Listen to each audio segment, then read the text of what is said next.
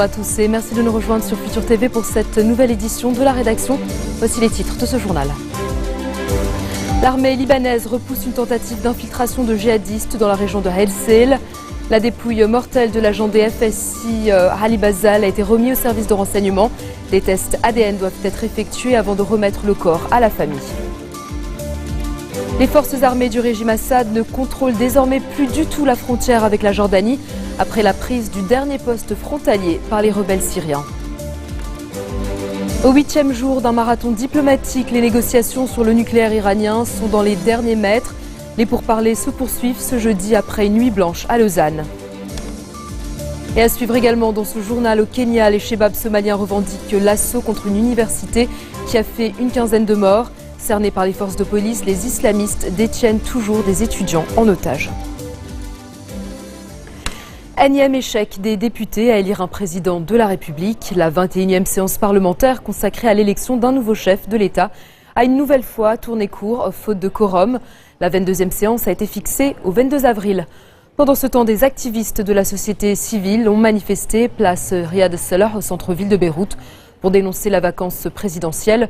Le Liban est sans président depuis le 25 mai 2014, date de la fin du mandat de Michel Sleiman. Et puis à l'issue du report de la séance électorale, le leader des forces libanaises a tenu son habituelle conférence de presse. Samir Jarja, qui est candidat à la magistrature suprême, a dénoncé ce qui bloque le scrutin. Il a appelé les politiciens libanais à avoir un minimum d'objectivité et à accomplir leurs devoirs.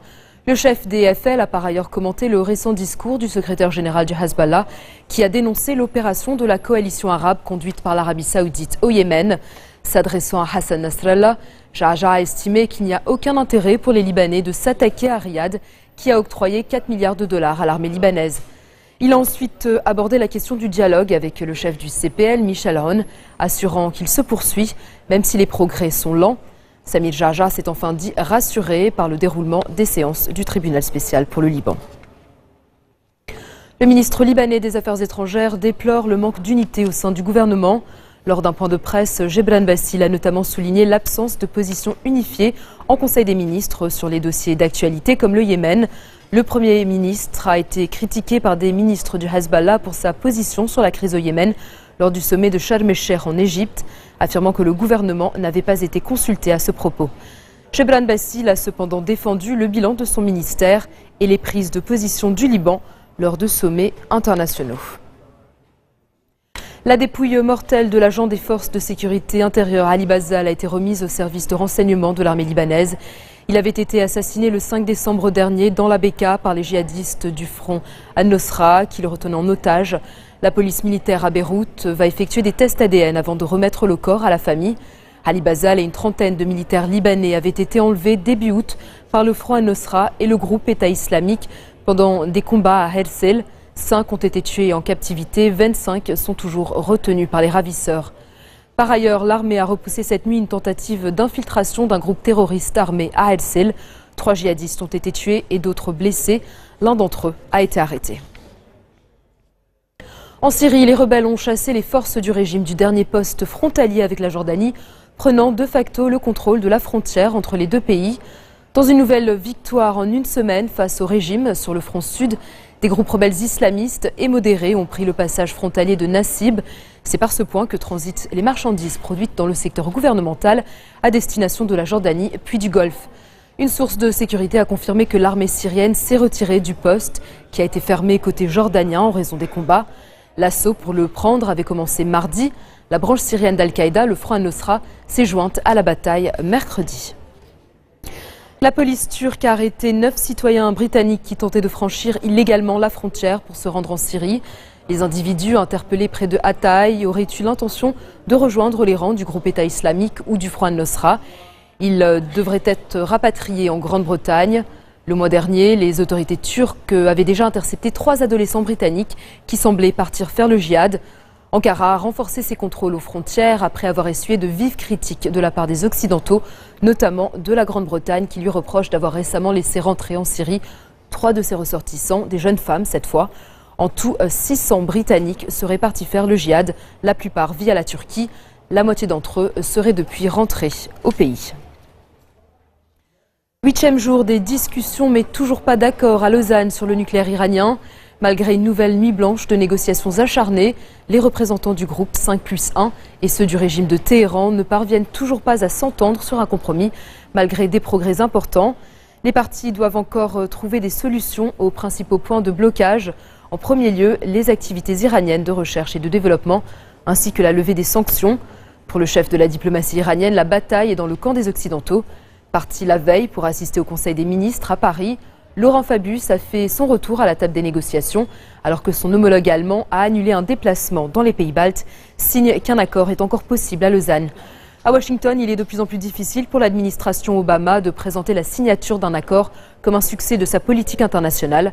La Maison-Blanche a annoncé qu'elle n'avait pas reçu d'engagement tangible de la part de Téhéran. Dans un instant, coup de projecteur sur l'exposition consacrée à Jean-Paul Gaultier au Grand Palais.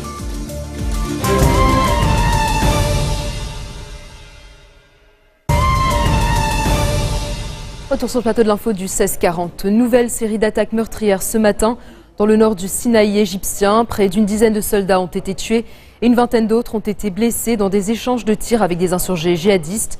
Au moins 7 assaillants sont morts durant ces affrontements. C'est au point de contrôle routier de Cher Zouaïd et de Rafah, la zone de passage entre l'Égypte et la bande de Gaza, que les soldats égyptiens ont été pris pour cible par des insurgés du groupe baptisé la province du Sinaï et qui a fait allégeance à l'État islamique. Les djihadistes auraient aussi, selon les autorités égyptiennes, perpétré une troisième attaque contre une installation militaire de la région, mais elles n'ont pour le moment pas donné plus de précision sur le lieu précis de cet assaut. Direction le Kenya, où l'attaque de ce jeudi matin d'un campus universitaire a tourné à la prise d'otages. Après avoir revendiqué cet attentat qui a fait au moins 15 victimes, dont 2 policiers, les islamistes somaliens d'Al-Shabaab retiennent à présent plusieurs étudiants à l'intérieur du bâtiment. Selon des témoignages, les assaillants ont fait irruption à l'aube dans l'enceinte de l'université de Garissa, une ville proche de la frontière somalienne. Ils auraient ensuite tiré sans distinction, confirmant le risque d'attentat évoqué depuis quelques jours par la police kenyane. La Croix-Rouge a confirmé que 50 personnes, pour la plupart de confession musulmane, avaient déjà été libérées, mais on ignore encore le nombre exact d'étudiants toujours retenus. Pour l'heure, le campus est cerné par la police. Le mouvement Al-Shabaab avait juré de venger l'intervention kenyane en Somalie. Les islamistes somaliens ont déjà commis plusieurs attentats très meurtriers à Garissa et à Nairobi ces dernières années. Catastrophe en mer au large des côtes de l'extrême-orient russe. Un chalutier a fait naufrage tôt ce matin. Le bilan provisoire fait état d'au moins 54 morts et de 15 disparus. 63 membres d'équipage ont pu être secourus sur 132. Le navire transportait essentiellement des marins russes et birmans. Il y avait aussi des Ukrainiens, des Lituaniens et des Vanuatais. Le chalutier a coulé en un quart d'heure dans les eaux glacées de la mer d'Okhotsk, où de nombreux navires de secours ont été déployés. L'opération de sauvetage se poursuit. Les causes exactes du naufrage restent incertaines. Le navire pourrait avoir heurté un bloc de glace dérivant. D'autres sources font état d'un dépassement des capacités de chalutage. Le bateau était en train de tirer un filet de 100 tonnes quand il a coulé. Depuis hier, le Grand Palais de Paris accueille l'exposition consacrée à Jean-Paul Gaultier après avoir traversé le globe. Elle retrace plus de 40 ans de carrière. Avant-gardiste, curieux de toutes les cultures et des contre-cultures, véritable showman, Jean-Paul Gaultier a construit sa marque sur quelques pièces iconiques qui ont fait son succès. Il réinvente des classiques comme le corset, la marinière ou le trench, mais ose aussi faire défiler des vestes militaires customisées. S'il est incontestablement l'un des créateurs les plus avant-gardistes de son temps, son aura dépasse largement la couture. Écoutez. J'ai essayé plutôt de les montrer par thème, les thèmes qui me sont chers, c'est-à-dire le travail sur la peau, les tatouages, les piercings, etc. L'androgynie, la femme forte, la femme aussi sexy, les corsets, enfin les ethnies, les différentes ethnies. Enfin tout ça, j'ai essayé de les mettre ensemble. J'ai eu la chance que ma grand-mère, elle, était différente par le fait qu'elle avait des plumes noires, elle avait un corset extraordinaire, et puis elle donnait des conseils de beauté à ses clientes. Et j'étais là et j'assistais à ça. J'avais peut-être là 9-10 ans et je les dessinais avant et après comme moi je les voyais. Alors ça les amusait beaucoup. Et j'entendais aussi ma grand-mère qui leur disait il faut d'abord que vous fassiez des bons petits plats à vos époux et peut-être vous pouvez changer aussi de vêtements, vous coiffer différemment, faire un petit changement. Donc peu à peu, sans m'en rendre compte, j'ai perçu que l'importance du vêtement. Maintenant ça a changé. Il y a des énormes groupes et tout. C'est le pouvoir du pouvoir, quoi. Donc beaucoup plus ça. Donc il y a beaucoup de marketing, il y a beaucoup de lignes à suivre dans lesquelles j'ai pas eu l'habitude d'avoir. C'est-à-dire que j'ai eu l'extrême chance d'être libre dans ce que je faisais et de me donner à moi-même mes propres limites, mes propres frontières. Maintenant, si vous voulez, s'il faut passer par des filtres, je suis trop vieux pour ça, quoi. La fin de ce journal, tout de suite le rappel des titres qui ont marqué l'actualité de cette journée. L'armée libanaise repousse une tentative d'infiltration de djihadistes dans la région de Hail. La dépouille mortelle de l'agent des FSI Ali Bazal a été remis au service de renseignement. Des tests ADN doivent être effectués avant de remettre le corps à la famille. Les forces armées du régime Assad ne contrôlent désormais plus du tout la frontière avec la Jordanie après la prise du dernier poste frontalier par les rebelles syriens. Au 8e jour d'un marathon diplomatique, les négociations sur le nucléaire iranien sont dans les derniers mètres. Les pourparlers se poursuivent ce jeudi après une nuit blanche à Lausanne. Et puis au Kenya, les chebabs somaliens revendiquent l'assaut contre une université qui a fait une quinzaine de morts. Cernés par les forces de police, les islamistes détiennent toujours des étudiants en otage.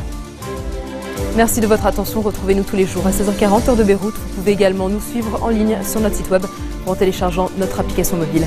Excellente soirée à toutes et à tous et à demain.